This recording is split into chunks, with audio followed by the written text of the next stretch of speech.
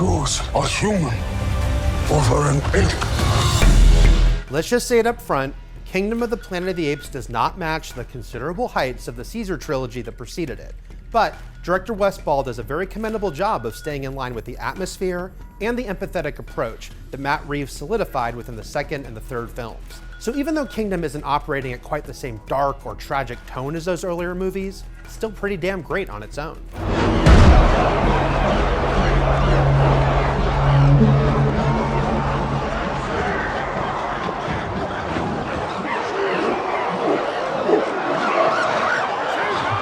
To be clear, there are stakes, and there's loss, and there's ever-present danger. But this is a bit more of a road movie and a bit more of an adventure story. Set hundreds of years after the events of War for the Planet of the Apes, Kingdom follows a chimpanzee named Noah as he sets out to rescue his clan from the aspiring ape tyrant, Proximus. Ball works well in the arena of tense action sequences, and he shows a deft hand with character interaction. Noah's quest alongside the orangutan Raka and a human played by Freya Allen provide a lot of reasons to be pretty optimistic about Ball's upcoming Legend of Zelda movie.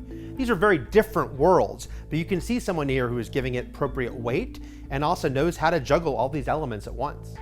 Noah is not as layered as the previous trilogy's protagonist, Caesar. He goes on more of a straightforward hero's journey.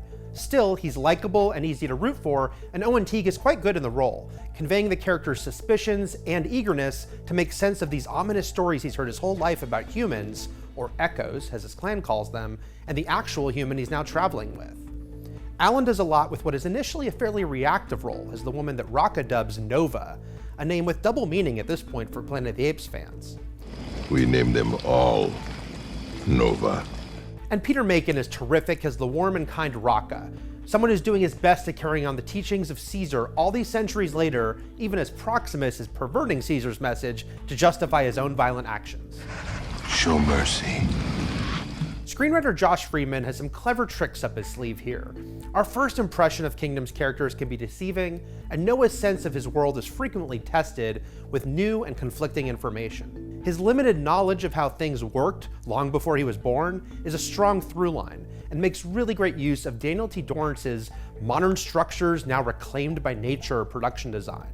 This includes an exciting third act that's rooted in Proximus's true goal, along with some obvious sequel setup where unanswered questions manage to elicit curiosity rather than frustration. There's also a nice touch of world building and the significance that eagles have to Noah's clan, who are not called the Eagle Clan for nothing, and how those birds begin to figure into the story. We don't get all the details about how these practices came to be, and nor do we need to. It's presented in an immersive and genuine fashion. There's an opening scene to the film that feels a bit gratuitous, attempting to link Kingdom a bit more directly to the previous films. It misses the mark, feeling unnecessary, and doesn't really pay off. And similarly inessential, unfortunately, is a second human character, played by William H. Macy, who we meet as the film goes on. He ultimately feels kind of extraneous and maybe even a bit distracting because it is William H. Macy. There is something that could have been done better, I think, with a less known actor and included in a more succinct manner what they're trying to get across here. Overall, though, Kingdom of the Planet of the Apes is a worthy continuation of a franchise that's now 10 films strong and more than 50 years old. Yes, these timelines can get confusing. God damn you all to hell! The absolute geniuses at Weta continue to work new marvels in bringing these digital apes to life, aided in no small part by a very talented cast who have highly physical on-set work that they're doing in those performance capture suits. These are fully believable characters who look realistic and completely plausible, mimicking the actions of humans. The details on the apes are simply incredible. That goes from the depth and emotion you can see in their eyes to the spittle you can see in their mouths. What a wonderful day! Kingdom of the Planet of the Apes is not as emotionally complex as Dawn of the Planet of the Apes or War for the Planet of the Apes, and it's not attempting to punch you in the gut like those films do. But as this series enters its post-Caesar and now Disney-owned era, Planet of the Apes is still on remarkably solid footing. Advancing the timeline is a smart move here. It allows director Wes Ball to depict a dramatically changed world, while screenwriter Josh Friedman shifts gears into an appealing adventure mode. This is a different Planet of the Apes, yet it still feels like it fits in with what came before. I have a name. May.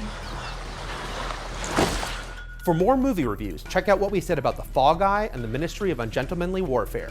And as always, be sure to follow and subscribe wherever you like to watch IGN.